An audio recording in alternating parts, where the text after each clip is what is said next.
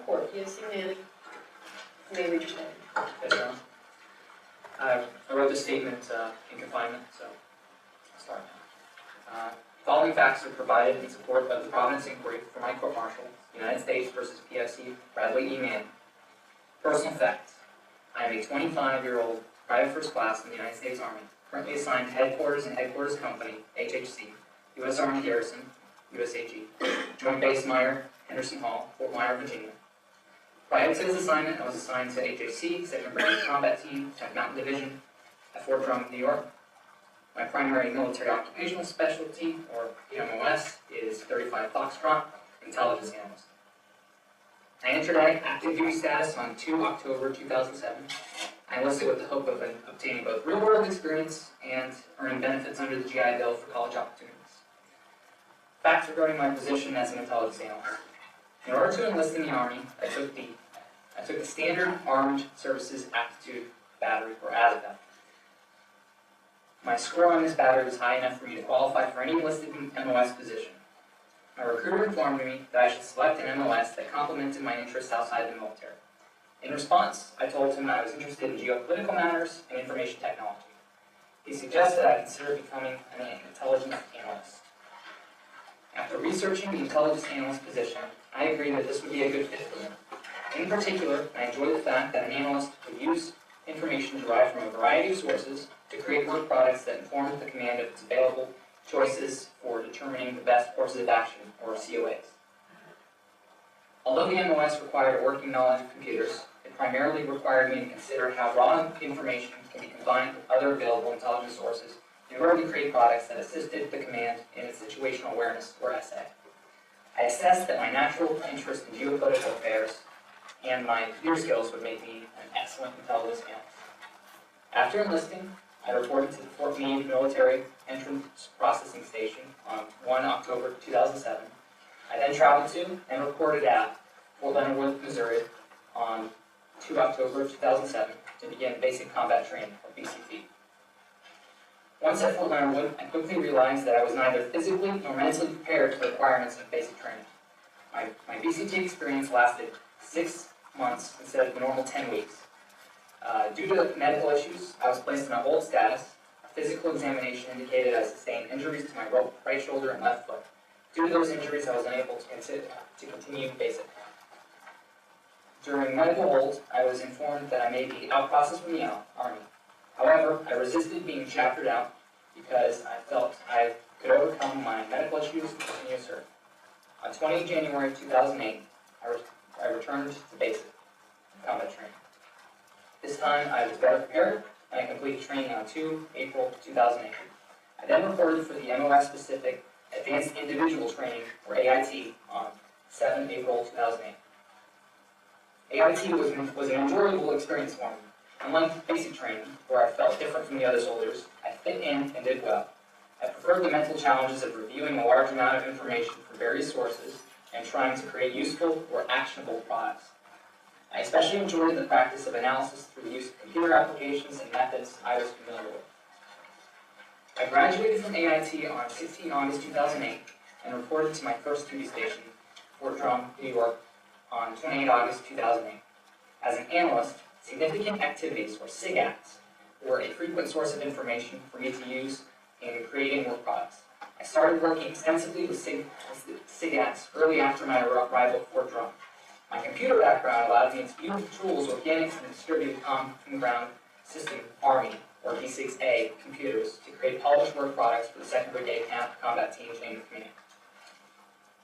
The non-commissioned officer in charge, or NCOIC, of the S2 section, then Master Sergeant David P. Atkins, recognized my skills and potential and tasked me to work on a tool abandoned by a previously assigned analyst, the Incident Tracker.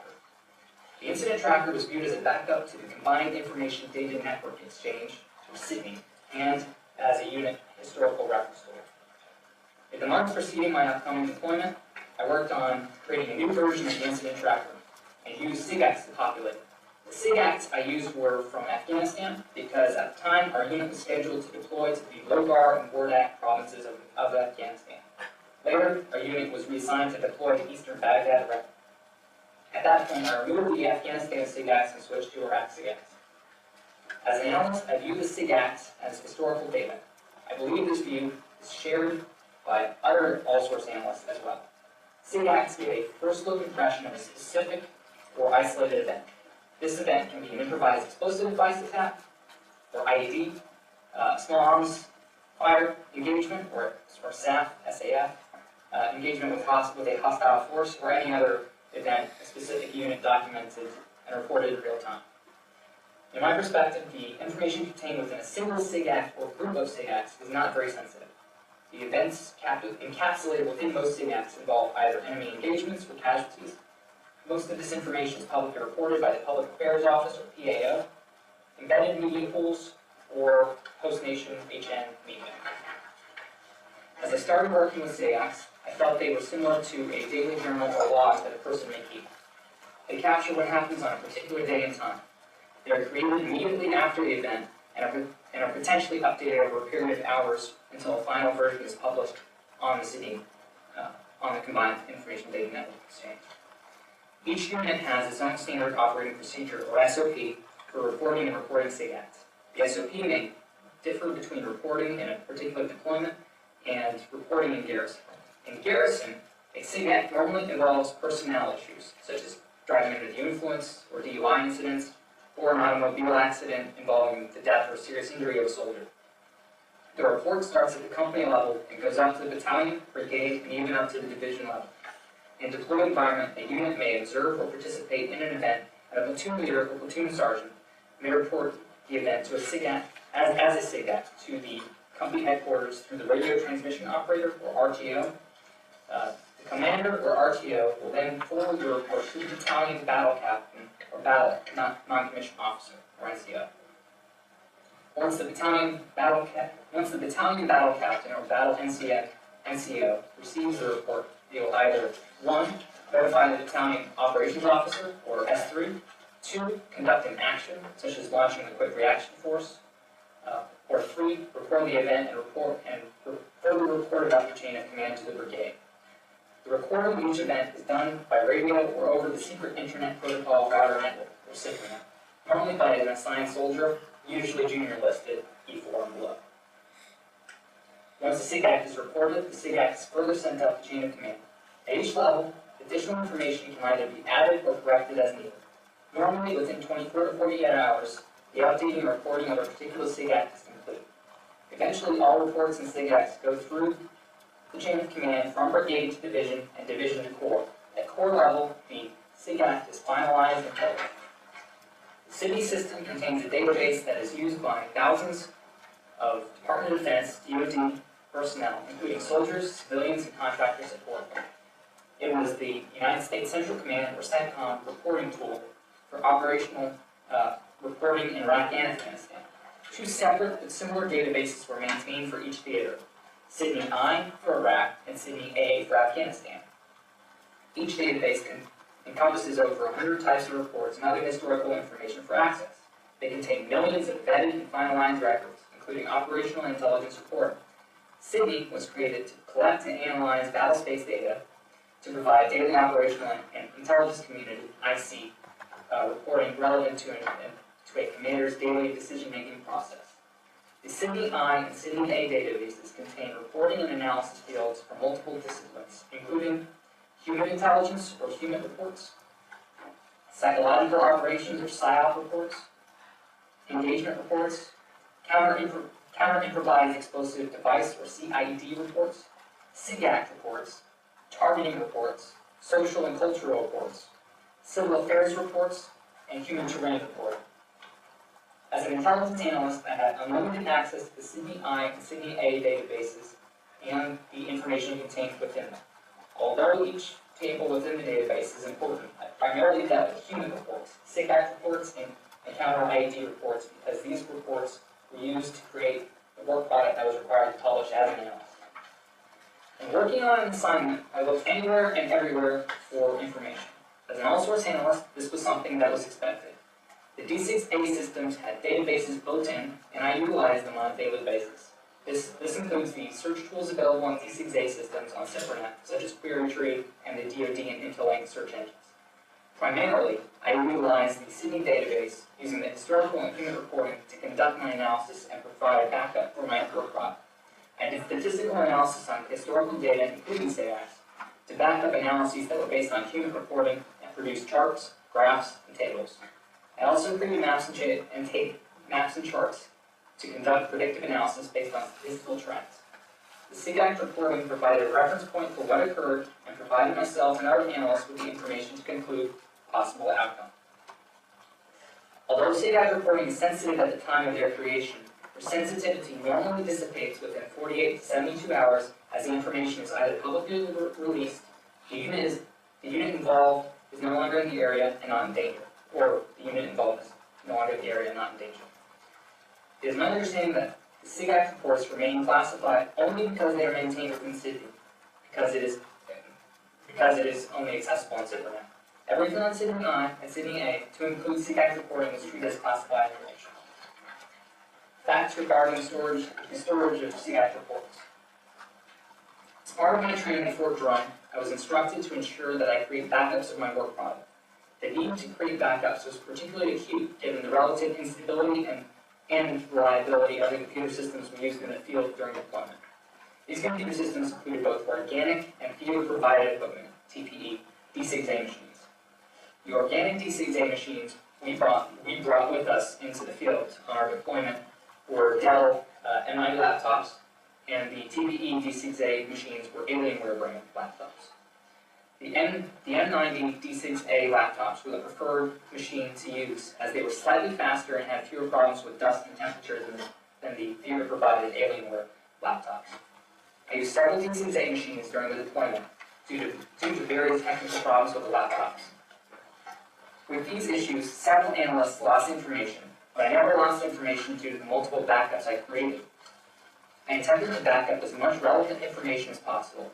I would save the information so that I or another analyst could quickly access it whenever a machine crashed, CIPRNet connectivity was down, or I forgot where the data was stored. When backing up information, I would do one or all of the following things based on my training. Physical backup. I try to keep physical backup copies of information on paper so that the information could be grabbed quickly. Also, it was easier to brief from hard copies of research and human reports. 2. Local drive backup. I try to sort out information I deemed relevant and keep complete copies of the information on each of the computers I used in the temporary sensitive compartmented information facility, or TSCIF, including my primary and secondary D6A machines. This was stored under my user profile on the desktop. Shared drive backup. Each analyst had access to a T drive, what we call a T drive, shared across the CIPRNet. It allowed others to access information that was stored on S6 operated the T drive. Compact disk rewritable, or CDRW backup. For larger data sets, I would save the information onto a rewritable disk, label the disks, and store them in the conference room of the TSCIF. This redundancy permitted us the ability to not worry about information loss. If a system crashed, I could easily pull the information from a secondary computer, the T drive, or one of the CDRWs. If another analyst wanted to access my data but I was unavailable, she could find my published products directory on the T drive or on the CDRWs.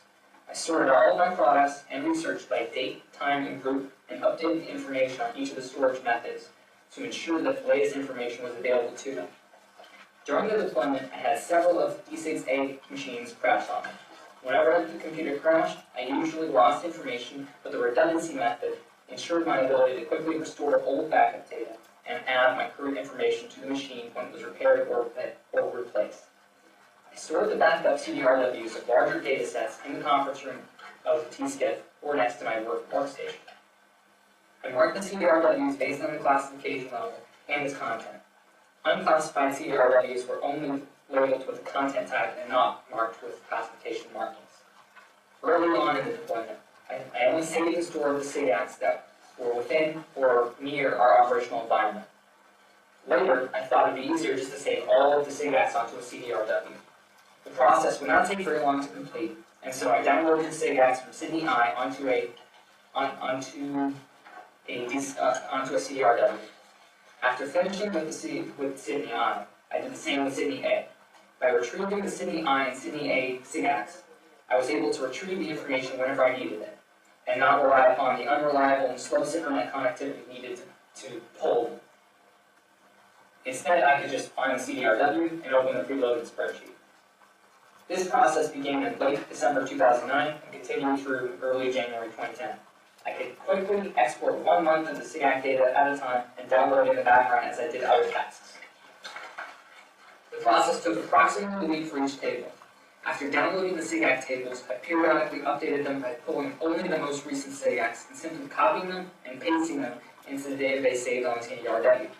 I never hid the fact that I had downloaded copies of both the SIGAC tables from Sydney I and Sydney A. They were stored on appropriately labeled and marked CDRWs stored in the open. I viewed the saved copies of the Sydney I and Sydney A SIGAC tables as being both for my use and the use of anyone within this S2 section during the CyberNet connectivity issues. In addition to the SIGAC tables, I had a large repository of human reports and counter-ID reports downloaded from Sydney I. These contain reports that were relevant to the area in and around our operational environment in eastern Baghdad and the Dirhal province of Iraq. In order to compress the data to fit onto a CDRW, I used a compression algorithm called BZIP2. The program used to compress the data is called WinRAR. WinRAR is an application that is free and can be easily downloaded from the internet via the Non-Secure Internet Relay Protocol Network, or NIPRNet. I downloaded WinRAR on NIPRNet and transferred it to the D6A machine user profile desktop using a CDRW. I did not try to hide the fact that I was downloading WinRAR onto my CyberNet D6A machine or computer. With the assistance of the BZIP2 compression algorithm using the WinRAR program, I was able to fit all of the SIGACs onto a single CDRW and the relevant human and counter-IT reports onto a separate CDRW. That's regarding my knowledge of the WikiLeaks organization, or WLO.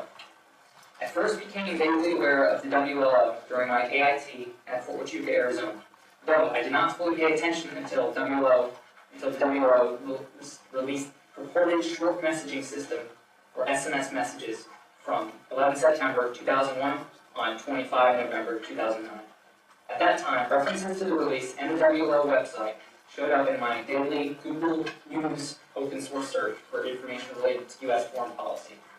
The stories were about how WLO published approximately 500,000 messages. I then reviewed the messages myself and realized that the posted messages were very likely real given the sheer volume and detail of the content. After this, I began conducting research on WLO.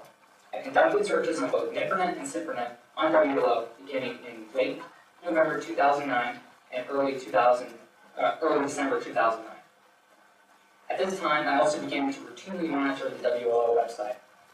In response to one of my searches in December 2009, I found the United States Army Counterintelligence Center, or USACIC report on the WikiLeaks organization. After reviewing the report, I believed that this report was possibly the one that my AIT instructor referenced in early 2008. I may or may not have saved the report on my D6A workstation. I know I reviewed the document on other occasions throughout early 2010 and saved it on both my primary and secondary laptops. After reviewing the report, I continued doing research on WLO. However, based upon my open source collection, I discovered information that contradicted the 2008 USACIC report, including information indicating that, similar to other press agencies, WLO seemed to be dedicated to exposing illegal activities and corruption. WLO received numerous awards and recognition for its reporting activities. Also, in reviewing the WLO website, I found information regarding U.S. military SOPs for Camp Delta at Guantanamo Bay, Cuba, and information on the then outdated Rules of Engagement, or ROE, in Iraq for cross-border pursuits of former members of Saddam Hussein al-Sakriti's government. After seeing the information available on the WLO website, I continued following it and collecting open source information from it.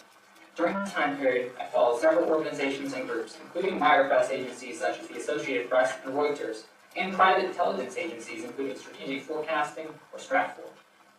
This practice was something I was trained to do during AIT, and was something that good analysts are expected to do. During the searches of WLO, I found several pieces of information that I found useful in my work as an analyst. Specifically, I recall WO publishing documents related to weapons trafficking between two nations that affected my OE. I integrated this information into one or more of my work products. In addition to visiting the WO website, I began following WO using an instant relay chat or IRC client called XChat sometime in early January 2010. IRC is a protocol for real-time internet communications by messaging and conferencing, colloquially referred to as chat rooms or chats. The IRC chat rooms are designed for group communication and discussion forums. Each IRC chat room is called a channel. Similar to a television, you can tune in or follow a channel, so long as it is open and does not require an invite.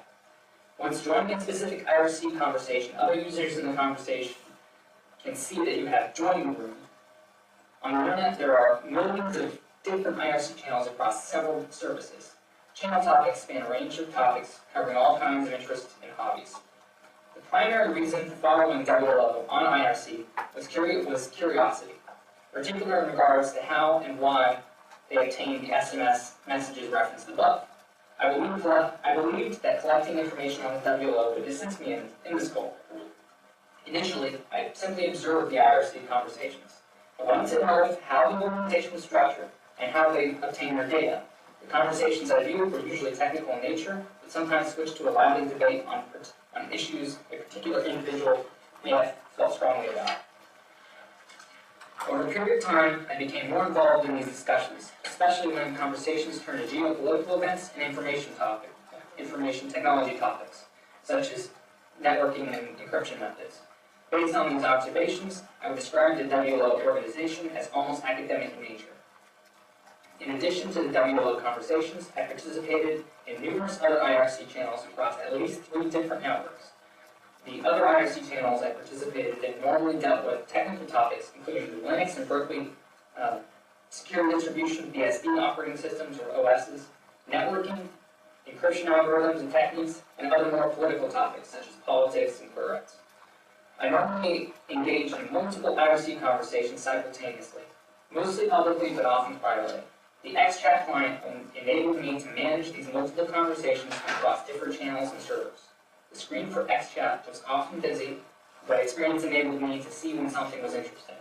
I would then select the conversation and either observe or participate. I really enjoyed the IRC conversations pertaining to and involving the WO.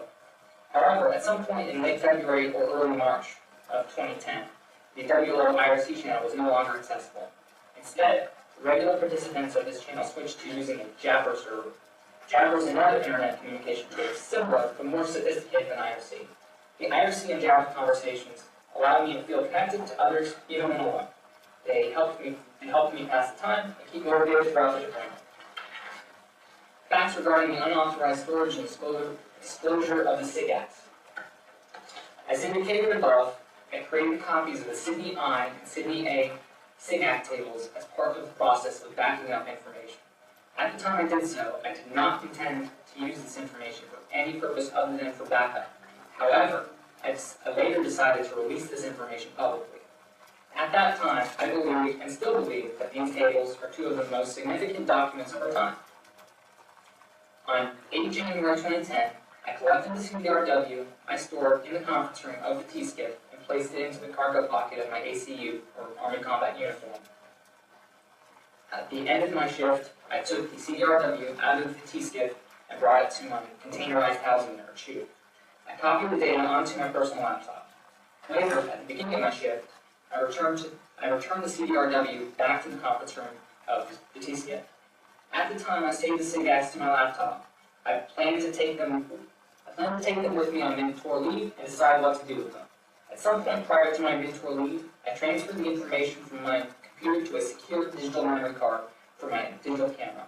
The SD card for the camera also worked on my computer and allowed me to store the SIG Act tables in a secure manner for transport. I began mid-tour leave on 23 January 2010, flying from Atlanta, Georgia to Reagan National Airport in Virginia. I arrived at the home of my aunt, Deborah M. Van Alstyne, in Potomac, Maryland, and quickly got into contact with my then-boyfriend, Tyler R. Watkins. Tyler, then a student at Providence University in Waltham, Massachusetts, and I made plans for me to visit him in Boston, Massachusetts area. I was excited to see Tyler and planned to talking to Tyler about where our relationship was going and about my time in Iraq. However, when I arrived in the Boston area, Tyler and I seemed to become distant. He did not seem very excited about my return from Iraq. I tried talking to him about our relationship, but he refused to make any plans. I also tried raising the topic of releasing the Sydney I and Sydney A SIG tables to the public. I asked Tyler hypothetical questions about what he would do if he had documents that he thought the public needed access to. Tyler didn't really have a specific answer for me. He tried to answer the question and be supportive, but seemed confused by the question and its context. I then tried to be more specific when he asked too many questions. Rather than try to explain my dilemma, I decided just to drop the conversation. After a few days in Waltham, I began feeling that I was overstaying my welcome, and I returned to Maryland. I spent the remainder of my time on leave in the Washington, D.C. area. During this time, a blizzard bombarded the Mid-Atlantic, and I spent a significant period of time essentially stuck at my aunt's house in Maryland. I began to think about what I knew and the information I still had in my possession.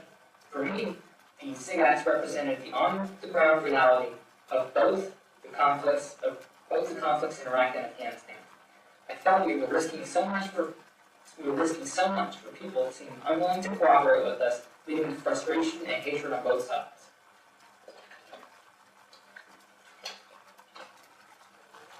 I began to become depressed with the situation that we found ourselves increasingly mired in, year after year.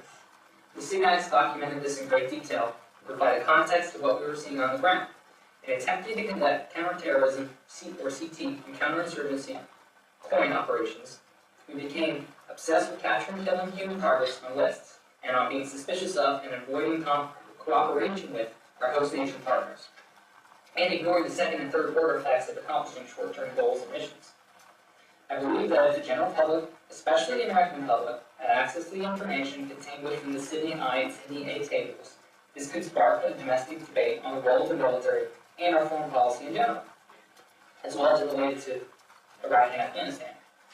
I also believe the detailed analysis of the data over a long period of time by different sectors of society might cause society to reevaluate the need or even the desire to engage in counterterrorism and counterinsurgency operations that ignore the complex dynamics of the people living in the affected environment every day. At my aunt's house, I debated what I should do with the SIG Acts, in particular whether I should hold on to them or disclose them to a press agency. At this point, I decided it made sense to try and disclose the SIG Act tables to an American newspaper. I first called my local newspaper, the Washington Post, and spoke with a woman saying that she was a reporter. I asked her if the Washington Post would be interested in receiving information that would have enormous value to the American public. Although we spoke for about 5 minutes concerning the general nature of what I possessed, I do not believe she took me seriously. She informed me that the Washington Post would possibly be interested, but that such decisions are made only after seeing the information I was referring to and after consideration by the senior editors. I then decided to contact the largest and most popular newspaper, the New York Times. I called the public editor number on the New York Times website. The phone rang and was answered by a machine. I went through the menu to the section for news tips and was routed to an answering machine. I left a message stating I had access to information about Iraq and Afghanistan that I believed was very important. However, despite leaving my Skype phone number and personal email address, I never received a reply from the New York Times. I also briefly considered dropping into the office for the political commentary blog, Politico. However, the weather conditions during my leave hampered my efforts in travel. After these failed efforts, I ultimately decided to submit the materials to the WLO. I was not sure if the WLO would actually publish the SIG Act tables, or even if they would publish. I was concerned that they might. I was also concerned that they might not be noticed by the American media. However, based upon what I read about the WLO through my research described above, this seemed to be the best medium for publishing this information to the world within my reach. At my aunt's house, I joined in on an IRC conversation and stated I had information that needed to be shared with the world. I wrote that the information would help document the true costs of the wars in Iraq and Afghanistan. One of the individuals in the IRC asked me to describe the information. However, before I could describe the information, another individual pointed me to the link for the WLO website's online submission system. After ending my IRC connection, I considered my options one more time. Ultimately, I felt that the right thing to do was to release the SIG Acts. On 3 February 2010, I visited the WLO website on my computer and clicked on the Submit Documents link. Next, I found the Submit Your Information Online link and elected to submit the SIGACs via the Onion Router, or Tor, T-O-R, anonymizing network by a special link. Tor is a system intended to provide anonymity online. The software routes internet traffic through a network of servers and other Tor clients in order to conceal a user's location and identity. I was familiar with Tor and had it previously installed on my computer to anonymously monitor the social media websites of militia groups operating within central Iraq. I followed the prompts and attached the compressed data files of Sydney I and Sydney A SIGACs. I attached the text file I drafted while preparing to provide the documents to the Washington Post. They provided rough guidelines saying, it's already been sanitized in any source identifying information. You might need to sit on this information, perhaps 90 to 100 days, to figure out how best to release such a large amount of data and to protect the source. This is possibly one of the more significant documents of our time, removing the fog of war and revealing the true nature of 21st century asymmetric warfare. Have a good day. After sending this, I left the SD card in a camera case at my aunt's house in the event I needed it again in the future. I returned from mid-tour leave on 11 February 2010. Although the information had not yet been published by the WLO, I felt a sense of relief by them having it. I felt I had accomplished something that allowed me to have a clear conscience based upon what I had seen, read about, and knew were happening in both Iraq and Afghanistan every day. Facts regarding the unauthorized storage and disclosure of 10 Reykjavik 13. I first became aware of the diplomatic cables during my training period in the AIT. I later learned about the Department of State, or DRS, Net-Centric Diplomacy, NCD, portal from the 210 Brigade Combat Team S2, Captain Stephen Lim. Captain Lim sent a section-wide email to the other analysts and officers in late December 2009, containing the SIPRNet link to the portal, along with the instructions to look at the cables contained within them and to incorporate them into our work product. Shortly after this, I also noticed that diplomatic cables were being referred to and processed from the core level U.S. Forces Iraq, or USFI. Based upon Captain Lim's direction to become familiar with its contents, I read virtually every published cable concerning Iraq. I also began scanning the database and reading other random cables that piqued my curiosity. It was around this time, in early to mid-January 2010, that I began searching the database for information on Iceland. I became interested in Iceland due to the IRC conversations I viewed in the WLO channel, discussing an issue called IceSave. At this time, I was not very familiar with the topic, but it seemed to be a big issue for those participating in the conversation. This is when I decided to investigate and conduct a few searches on Iceland to find out more. At the time, I did not find anything discussing the IceSave issue, either directly or indirectly. I then conducted an open source search for IceSave. I then learned that Iceland was involved in a dispute with the United Kingdom and the Netherlands concerning the financial collapse of one or more of Iceland's banks.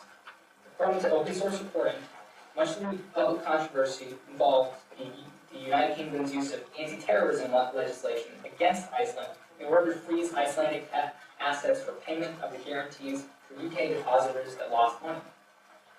Shortly after returning from mid-tour leave, I returned to the Net-Centric Diplomacy portal to search for information on Iceland and IceSave, as the topic had not abated on the WLO IRC channel. To my surprise, on 14 February 2010, I found the cable 10 Reykjavik 13, which referenced the IceSave issue directly. The cable, published on 13 January 2010, was just over 2 pages in length. I read the cable and quickly concluded that Iceland was essentially being bullied diplomatically by 2 larger European powers. It appeared to me that Iceland was out of viable options and was coming to the U.S. for assistance. Despite their quiet request for assistance, it did not appear we were going to do anything. From my perspective, it appeared we were not getting involved due to the lack of long-term geopolitical benefit to do so. After digesting the contents of 10 Reykjavik 13, I debated on whether this was something I should send to the WLO. At this point, the WLO had not published nor acknowledged receipt of the Sydney I and Sydney A SIGAC tables. Despite not knowing if the SIGACs were a priority for the WLO, I decided the cable was something that would be important, and I felt I might be able to right along by having them publish this document. I burned the document bring the information onto a CDRW on 15 February 2010, took it to my tube, and saved it onto my personal laptop. I navigated to the WRO website via a Tor connection, like before, and uploaded the document via the secure form. Amazingly, the WRO published 10-13 within hours, proving that the form worked and that they must have received the citation.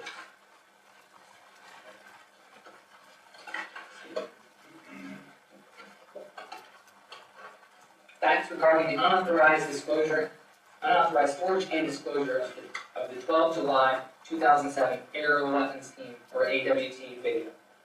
During the mid-February 2010 timeframe, 2nd Brigade Combat Team, 10th Mountain Division, targeting analyst, then specialist Joy W. Schoen, and others discussed a video that Ms. Sherman had found on the T-Trap.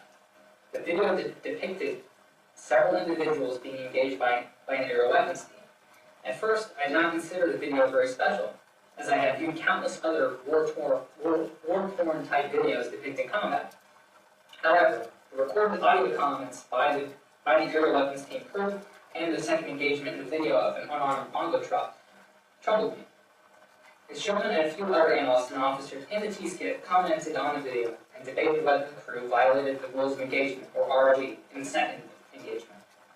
I shied away from this debate and instead conducted some research on the event. I wanted to learn what happened and whether there was any background to the events of the day that the event occurred, 12 July 2007. Using Google, I searched for the event by its date and general location. I found several news accounts involving 2 Reuters employees who were killed during the aerial weapons team's engagement. Another story explained that Reuters had requested for a copy of the video under the Freedom of Information Act, or FOIA. Reuters wanted to view the video in order to be able to understand what had happened and to improve their safety practices in combat zones. A spokesperson for Reuters was quoted saying that the video might help avoid the reoccurrence of the tragedy and believed there was a compelling need for the immediate release of the video. Despite the submission of the FOIA request, the news account explained that CENTCOM replied to Reuters stating that they could not give a time frame for considering the FOIA request, and that the video might no longer exist. Another story I found, written a year later, said that even though Reuters was still pursuing the request, they still did not receive a formal response or written determination in accordance with FOIA. The fact that neither CENTCOM nor Multinational Forces Iraq, or MNFI, would not voluntarily release the video troubled me further. It was clear to me that the event happened because the aerial weapons team mistakenly identified Reuters employees as a potential threat, and that the people in the bongo truck were merely attempting to assist the wounded. The people in the van were not a threat, but merely good Samaritans. The most alarming aspect of the video to me, however, was the seemingly delightful bloodlust the aerial weapons they appeared to have. They dehumanized the individuals they were engaging and seemed to not value human life by referring to them as, quote, dead bastards, unquote, and congratulating each other on the ability to kill in large numbers. At one point in the video, there's an individual on the ground attempting to crawl to safety. The individual is seriously wounded. Instead of calling for medical attention to the location, one of the aerial weapons team crew members verbally asked for the wounded person to pick up a weapon so that he can have a reason to engage. For me, this seems similar to a child torturing ants with a magnifying glass. While saddened by the aerial weapons team's crew's lack of concern about human life, I was disturbed by the response to the discovery of injured children at the scene. In the video, you can see that the bongo truck driving up to assist the wounded individual. In response, the aerial weapons team crew, as soon as the individuals are a threat, they repeatedly request for authorization to fire on the bongo truck, and once granted, they engage the vehicle at least 6 times. Shortly after the second engagement, a mechanized infantry unit arrives at the scene. Within minutes, the aerial weapons team crew learns that children are in the van, and despite the injuries, the crew exhibits no remorse. Instead, they downplay the significance of their actions, saying, quote, well, it's their fault for bringing their kids into a battle, unquote. The aerial weapons team crew members sound like they lack sympathy for the children or their parents. Later, in a particularly disturbing manner, the aerial weapons team crew verbalized enjoyment at the sight of one of the ground vehicles driving over a body, or one of the bodies. As I continued my research, I found an article discussing a book, The Good Soldiers, written by Washington Post writer David Finkel. In Mr. Finkel's book, he writes about the aerial weapons team attack. As I read an online excerpt on Google Books, I followed Mr. Finkel's account of the event along with the video. I quickly realized that Mr. Finkel was quoting, I feel in verbatim, the audio communications of the aerial weapons team crew. It's clear to me that Mr. Finkel obtained access and a copy of the video during his tenure as an embedded journalist. I was aghast at Mr. Finkel's portrayal of the incident. Reading his account, one would believe the engagement was somehow justified as payback for an earlier attack that led to the death of a soldier. Mr. Finkel ends his account of the engagement by discussing how a soldier finds an individual still alive from the attack. He writes that the soldier finds him and sees him gesture with his two forefingers together, a common method in the Middle East to communicate that they are friendly. However, instead of assisting him, the soldier makes an obscene gesture, extending his middle finger. The individual apparently dies shortly thereafter. Reading this, I can only think of how this person was simply trying to help others, and then quickly finds he needs help as well. To make matters worse, in the last moments of his life, he continues to express his friendly intent, only to find himself receiving this well-known gesture of unfriendliness. For me, it's all a big mess, and I'm left wondering what these things mean and how it all fits together, and it burdens me emotionally. I saved a copy of the video on my workstation. I searched for and found the rules of engagement, annexes, and a flowchart from the 2007 time period, as well as an unclassified rules of engagement smart card from 2006.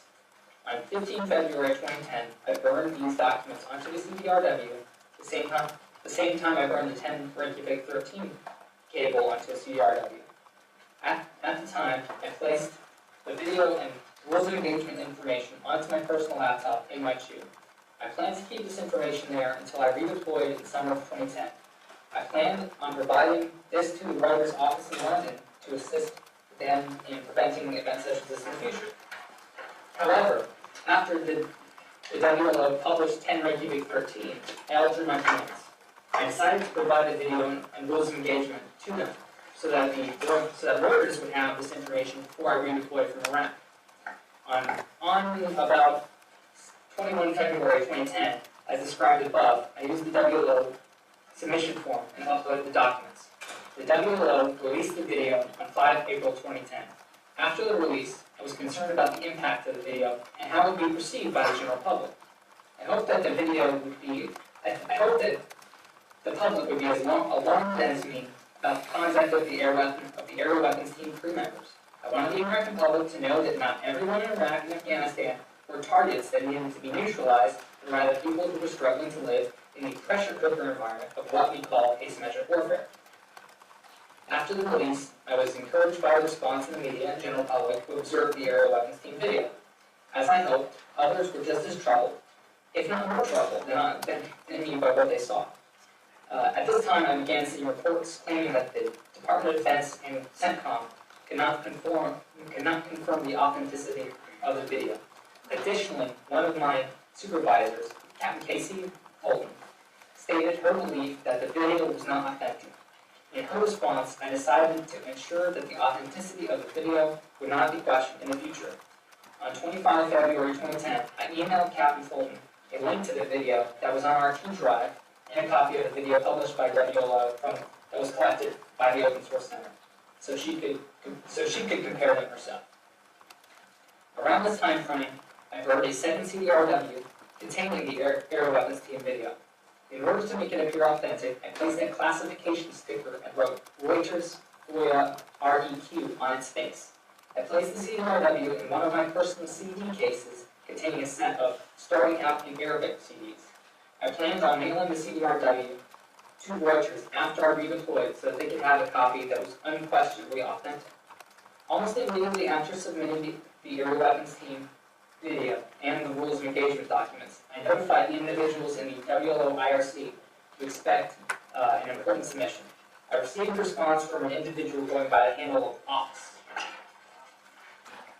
At first, our conversations were general in nature, but over time, as our conversations progressed, I assessed this individual to be an important part of the WLO. Due to the strict adherence of anonymity by the WLO, we've never exchanged identifying information. However, I believe the individual is likely Mr. Julian Assange, Mr. Daniel Schmidt, or a proxy representative of Mr. Assange and Schmidt. As the communications transferred from IRC to the Jabber client, I gave office and later press association the name of Nathaniel Frank in my address book. After the author of a book I read in 2009. After a period of time, I developed what I felt was a friendly relationship with Nathaniel. Our mutual interest in information technology and politics made our conversations enjoyable. We engaged in the conversation often, sometimes as long as an hour or more. I often looked forward to my conversation with Nathaniel after work. The anonymity that was provided by Tor, the Jabber client, and the WLO's policy allowed me to feel I could gestate myself free of the concerns of social labeling and perceptions that are often placed upon me in real life. In real life, I lacked a close friendship with the people I worked with in my section, the S2 section.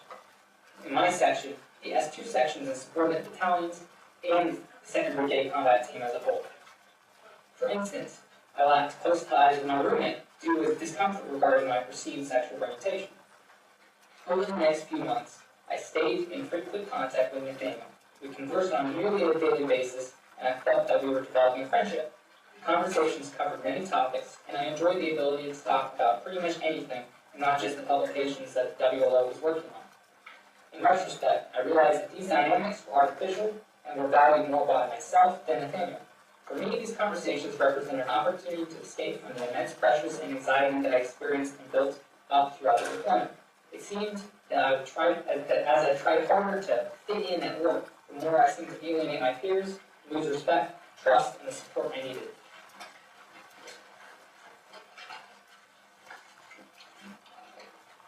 Facts regarding the unauthorized storage and disclosure of documents related to the detainments by the Iraqi Federal Police, or FP, the detainee assessment briefs, and the USASIC, the United States Army Counterintelligence Center report. On 27 February 2010, a report was received from a subordinate battalion. The report described an event in which the Federal Police obtained, or FP, detained 15 individuals for printing anti-Iraqi literature. By 2 March 2010, I received instructions from an S3 section officer in the 2nd Brigade Combat Team 10th Mountain Division Tactical Operations Center, or TOP, to investigate the matter and figure out who these, quote, bad guys, unquote, were, and how significant this event was for the Federal Police. Over the course of my research, I found that none of the individuals had previous ties with anti-Iraqi actions or suspected terrorist or militia groups. A few hours later, I received several photos from the scene from the subordinate battalion. They were accidentally sent to an officer on a different team in the S2 section, and she forwarded them to me. These photos included pictures of the individuals, pallets of unprinted paper, and sealed copies of the final printed material, or printed document, and a high-resolution photo of the printed material itself. I printed a blown-up copy of the high-resolution photo and laminated it for ease of use and transfer. I then walked to the top and delivered the laminated copy to our Category 2 interpreter. She reviewed the information and about half an hour later delivered a rough written transcript in English to the S2 section. I read the transcript and followed up with her, asking her for her take on the contents. She said it was easy for her to transcribe verbatim since I blew up the photograph and laminated it. She said the general nature of the document was benign. The documentation, as I assessed as well, was merely a scholarly critique of the then current Iraqi Prime Minister, Nouri al-Maliki. It detailed corruption within the cabinet of al-Maliki's government and the financial impact of this corruption on the Iraqi people. After discovering this discrepancy between the Federal Police's report and the interpreter's transcript, I forwarded this discovery to the TOC OIC and Battle NCOIC. The TOC OIC and the overhearing battle captain informed me that they didn't need or want to know this information anymore. They told me to, quote, drop it, unquote, and to just assist them and the federal police in finding out where more of these print shops creating, quote, anti-Iraqi literature, unquote, might be. I couldn't believe what I heard, and I returned to the T-skip and complained to the other analysts in my section in CYC about what happened. Some were sympathetic, but no one wanted to do anything about it. I am the type of person who wants to know how things work, and as an analyst, this means I always want to figure out the truth. Unlike other analysts in my section or other sections within 2nd Brigade Combat Team, I was not satisfied with just scratching the surface and producing canned or cookie-cutter assessments. I wanted to know why something was the way it was and what we could do to correct or mitigate a situation. I knew that if I continued to assist Baghdad Federal Police in identifying the political opponents of Prime Minister al-Maliki, those people would be arrested and in the custody of the special unit of the Baghdad Federal Police, very likely tortured and not seen again for a very long time, if ever. Instead of assisting the special unit of the Baghdad Federal Police, I decided to take information and dispose it to the WLO in the hope that, before the upcoming 7th March 2010 election, they could generate some immediate press on the issue and prevent this unit of the federal police from continuing to crack down on political opponents of al-Maliki. On 4 March 2010, I burned the report, the photos, the high-resolution copy of the pamphlet, and the interpreter's handwritten transcript onto a CDRW. I took the CDRW to my shoe and copied the data onto my personal computer. Unlike the times before, instead of uploading the information through the WLO website's submission form, I made a secure file transfer protocol where SFTP connects to a cloud Dropbox operated by the WLO. The Dropbox contained a folder that allowed me to upload directly into it. Saving files into this directory allowed anyone with login access to the server to view and download them. After uploading these files to the WLO on 5 March 2010, I notified Nathaniel over Jabber. Although sympathetic, he said that the WLO needed more information to confirm the event in order for it to be published or to be of interest in the international media. I attempted to provide these specifics, but to my disappointment, the WLO website chose not to publish this information. At the same time, I began sifting through information from the U.S. Southcom, or U.S. Southern Command, or Southcom, and Joint Task Force Guantanamo, Cuba, or JTF, GTMO. The thought occurred to me, although unlikely, that I wouldn't be surprised if the individuals detained by the federal police might be turned over back into U.S. custody and ending up in the custody of Joint Task Force Guantanamo. As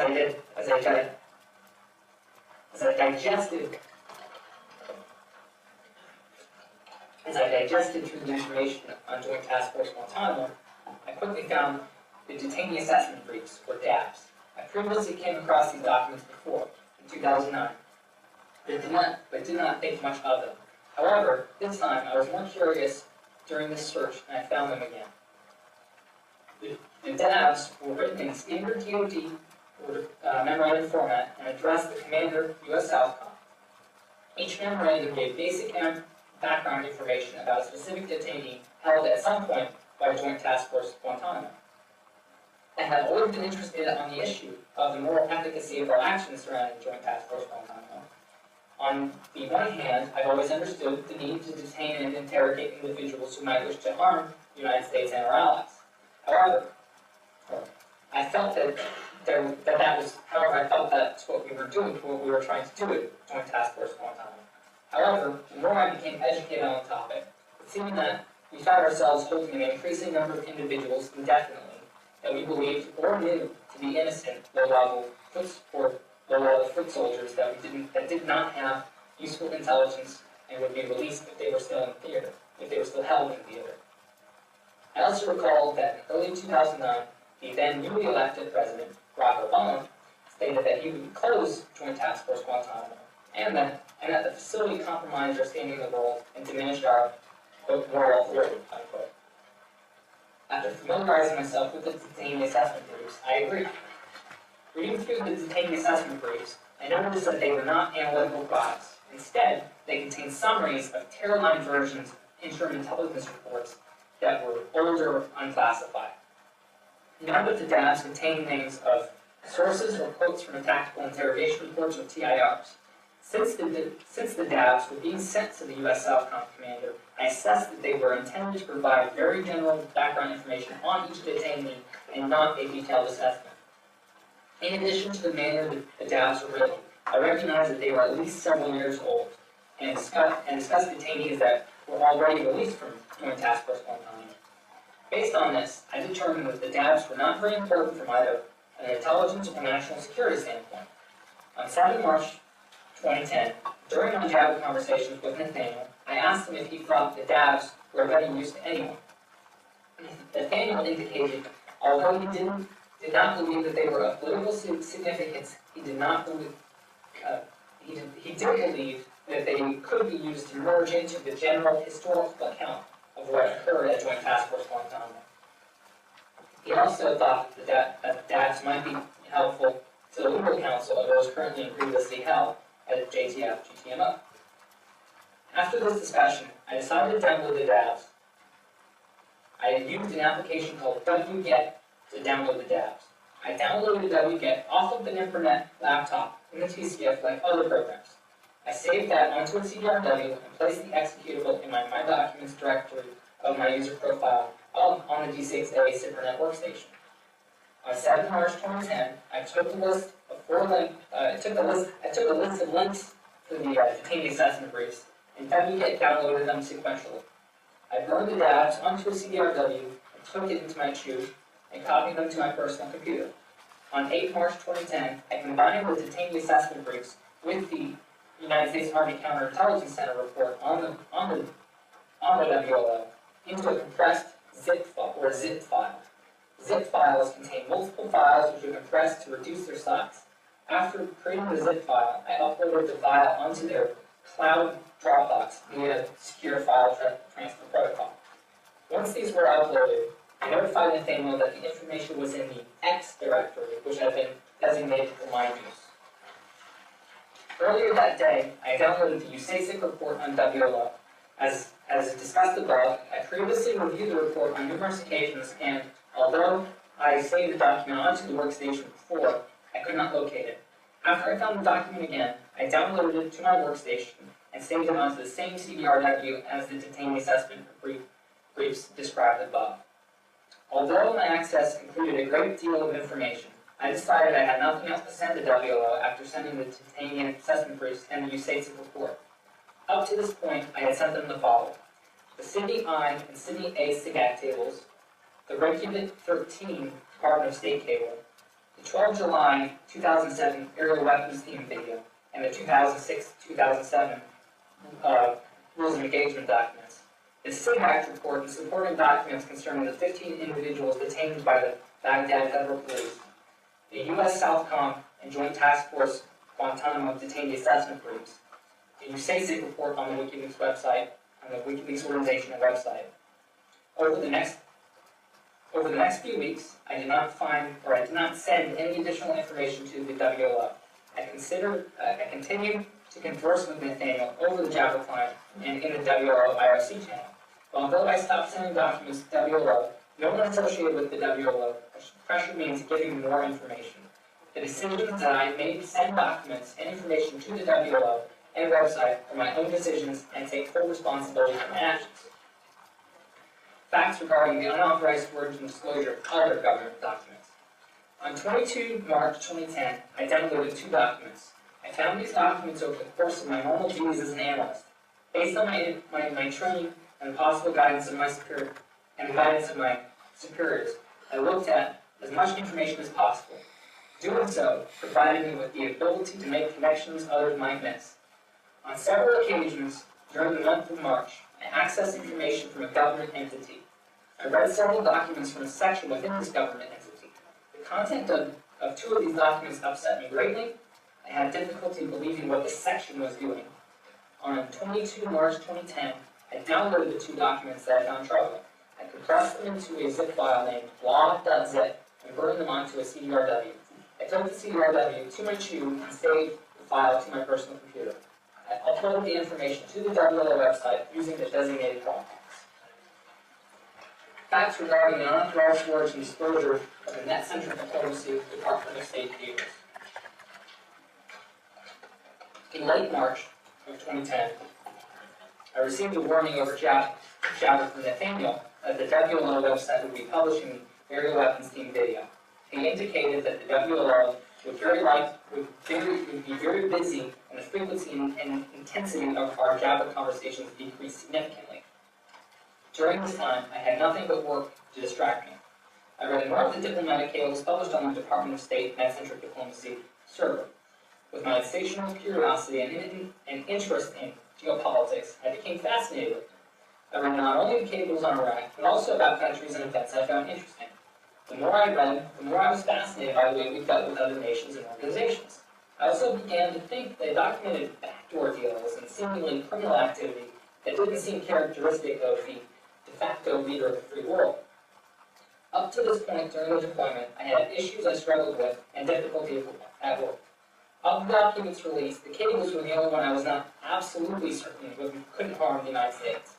I conducted research on the cables published on the net on net-centric diplomacy, as well as how Department of State cables work in general.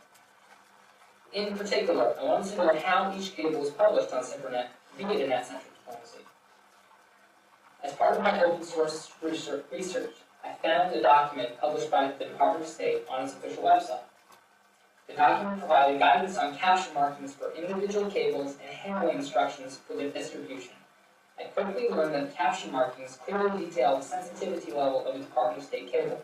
For example, notice or no distribution was used for messages of the high sensitivity and were only distributed to the authorized recipients. The SIPDIS or SIPRNet distribution caption was applied only to reporting and other informational messages that were deemed appropriate for a release to a wide number of individuals.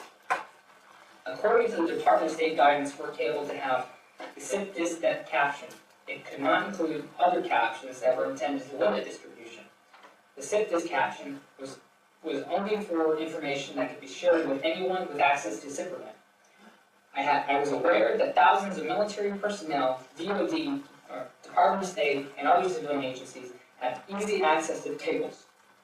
The fact that the SIPDIS caption was only for wide distribution made sense to me, given that the vast majority of the net-centric diplomacy cables were not classified. The more I read the cables, the more I came to the conclusion that this was the type of information that should be should become public. I once read and used a quote on open diplomacy written after the First World War, and how the world would be a better place if states would avoid making secret pacts and deals with and against each other. I thought these cables were a prime example of the need for a more open diplomacy. Given all the Department of State information I read, the fact that most of the cables were unclassified, and that all the cables had the SIPDIS caption, I believe that the public release of these cables would not damage the United States. However, I do believe that cables might be embarrassing, since they represent very honest opinions and assessments or statements behind the backs of other nations and organizations. In many ways, these cables are a catalog of clicks and gossip. I believe exposing this information might make some within the Department of State and other government entities unhappy. On 22 March 2010, I began downloading a copy of SIPDIS cables using the program wget described above. I used instances of the wget application to download the net-centric diplomacy cables in the background. As I worked on my daily tasks, the net-centric diplomacy cables were downloaded from 28 March 2010 to 9 April 2010. After downloading the cables, I saved them onto a CDRW. These cables went from the earliest dates in net-centric diplomacy to 28 February of 2010. I took the CDRW to my shoe on 10 April 2010.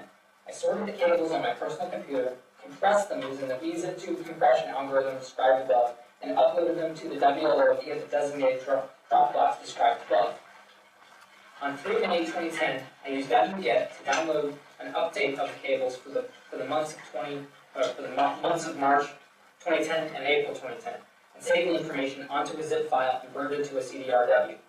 I then took the CDRW to my shoe and saved them to my computer. I later found that the file was corrupted during the transfer. Although I intended to resave another copy of these cables, I was removed from the T-skip on 8 May 2010 after an altercation. Facts regarding the unauthorized storage and disclosure of the Gorani Farah Province, Afghanistan 15/6 investigation and videos.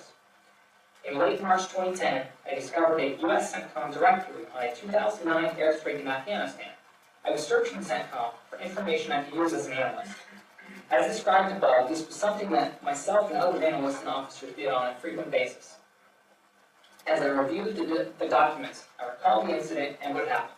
The airstrike occurred in the Gorani village in the Farah province in northwestern Afghanistan. It received worldwide press coverage during the time, as it was reported that up to 100 to 150 Afghan civilians, mostly women and children, were accidentally killed during the airstrike. After going through the report and annexes, I began to review the incident as being similar to the 12 July 2007 aerial weapons team engagements in Iraq. However, this event was noticeably different in that it involved a significantly higher number of individuals, larger aircraft, and much heavier munitions. Also, the conclusions of the report are even more disturbing than those of the 12 July 2007 incident. I do not see anything in the 15-6 report or its annexes that gave away sensitive information. Rather, the investigation and its conclusions help explain how this incident occurred and what those involved should have done, and how to avoid an event like this from occurring again. After investigating the report and its annexes, I downloaded the 15/6 investigation, PowerPoint presentations, and several other supporting documents to my DCSA workstation.